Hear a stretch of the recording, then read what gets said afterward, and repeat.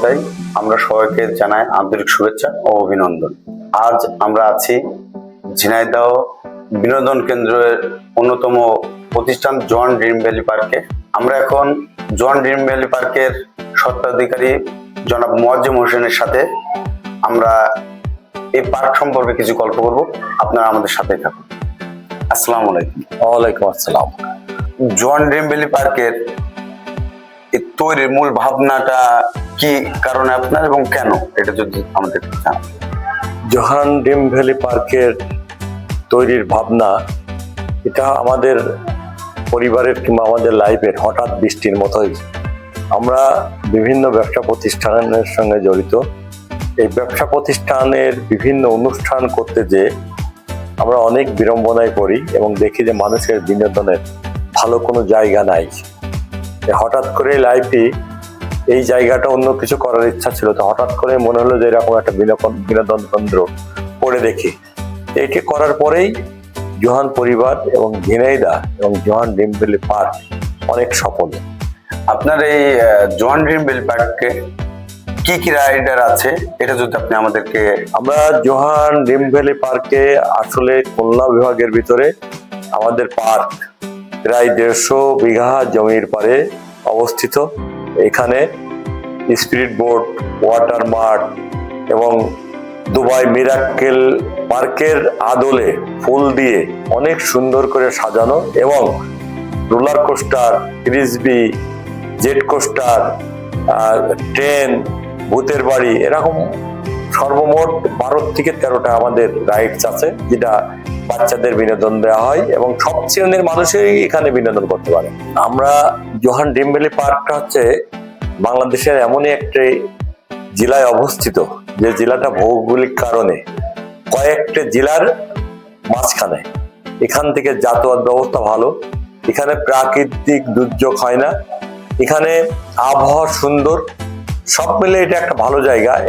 যাতায়াত ব্যবস্থা ভালোর কারণে এখানে যদি আরো রেল লাইন তৈরি হয়, সেই ক্ষেত্রে যাতায়াত ব্যবস্থা ভালো হওয়ার কারণে এখানে আন্তর্জাতিক পর্যটক ঢাকা থেকে আসলেই সেতু হওয়ার কারণে 3 ঘন্টা লাগে। এখানে এই হিসাবে নিরাপত্তা আছে ভালো, সবকিছু মিলে এটা একটা ভালো বিনোদন কেন্দ্র ইতিমধ্যেই সারা বাংলাদেশে প্রচার হয়েছে। আচ্ছা, ঝিনাইদহে সহ দেশের বিভিন্ন প্রান্তে দর্শনার্থীদের উদ্দেশ্যে আপনার বিশেষ কোনো বার্তা আছে কিনা, এবং ভবিষ্যতে এই পার্কটাকে আপনি কিভাবে গড়ে তুলতে চাচ্ছেন, এটা একটু যদি। আমি সর্বশেষ আজকে যে সবুজ বাংলা টিভি যা আজকে জোহান ড্রিম ভ্যালি পার্ক তুলে ধরার জন্য এবং আমার সাক্ষাৎকার নেওয়ার জন্য আমি সবুজ বাংলাকে ধন্যবাদ জানাই। পাশাপাশি আমাদের এই সারা বাংলাদেশের ইতিমধ্যে আমাদের এই পার্কে 48টা জেলার মানুষ এখানে ভ্রমণ করেছে, তারা দর্শনার্থী হয়েছে। আমি আশা করি যে অচিরেই 2026 সালের শেষ প্রান্তে যেই এই পার্ক বাংলাদেশের এবং দক্ষিণবঙ্গের 2-1টি পার্কের নাম আসলেই জোহান ড্রিম ভ্যালি পার্কের নাম আসবে বলে আমি বিশ্বাস করি এবং আমরা সেই লক্ষ্যেই আগামীতে কাজ এগিয়ে যাচ্ছি। আমরা আগামীতে চিড়িয়াখানা সহ আমাদের লেগের সংস্কার এবং আরো নতুন নতুন রাইডস এর সঙ্গে যাতে যোগ করা যায়, সেই ভাবনায় আমাদের পরিবার আমরা চিন্তা করছি। এবং আমি দর্শনার্থীদের অনুরোধ করব যে আপনারা আসুন, এখানে ঘুরুন, দেখুন এবং এখানে নিরাপত্তার কোনো অভাব নেই। নিরাপত্তার বলয় যেমন আমাদের নিজস্ব সিকিউরিটি আছে, পাশাপাশি ঝিনাইদহ প্রশাসন আমাদের অত্যন্ত প্রহরীর মতো আমাদেরকে সহযোগিতা করে। আমরা নতুন করে যে আমাদের যে ওয়াটার কিংডমটা অত্যাধুনিক ভাবে করা এবং অনেক সুন্দর। আমরা নতুন করে আমাদের রায়ন চত্বর, সেখানে ছাতা এবং দুবাইয়ের আদলে এত সুন্দর ভাবে ফুল দিয়ে আমরা সাজাইছি, দর্শনার্থী আসলেই এখানে অনেক মুগ্ধ হয়।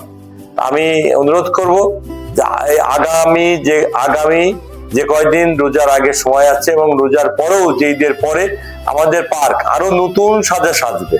আমি সবাইকে অনুরোধ করব এখানে এসে বিনোদন নেওয়ার জন্য। প্রিয় দর্শক, আমরা ঝিনাইদহের অন্যতম বিনোদন প্রতিষ্ঠান জন ড্রিম ভ্যালি অ্যান্ড রিসোর্টের স্বত্বাধিকারী জনাব মোয়াজ্জেম হোসেনের সাথে এই পার্কের জীবন কাহিনী। এখানে সব থেকে বড় সুবিধা, এখানে আমাদের কিন্তু রিসোর্ট আছে, দর্শনার্থীদের এখানে রাত যাপন করার জন্য নিরাপদে এবং খাবার সহ সব কিছুর ব্যবস্থা আছে। এবং যে রিসোর্ট গুলি আছে, যে রুম গুলি আছে, এটা 3 স্টার মানের, অনেক সুন্দর। সাইডে লেগের পরে হচ্ছে রিসোর্ট, পাশাপাশি এখানে যে সকালবেলা যে উঠে যে এই পার্কে যে হাঁটা যায় এবং হাঁটার ভিতর যে ফুলের ভিতর হাঁটা যায়, এটা দর্শনার্থী একবার এসে এটা ঘুরে গেলেই আসলেই দর্শনার্থী মুগ্ধ হবে এবং আমার মনে হয় তাদের আসলে ভালো লাগবে। প্রিয় দর্শক, আমরা এতক্ষণ আপনাদের জোহান গ্রিন ভ্যালি পার্কের স্বত্বাধিকারী জনাব মোয়াজ্জেম হোসেনের সাথে তার এই পার্কের সার্বিক বিষয়ে এবং দর্শনার্থীদের কিছু বার্তা জানানোর চেষ্টা করলাম। আপনারা যারা সবুজ বাংলা টিভির পর্দায় ছিলেন তাদেরকে আমি ধন্যবাদ জানিয়ে আমি এখানে শেষ করছি। আল্লাহ হাফেজ।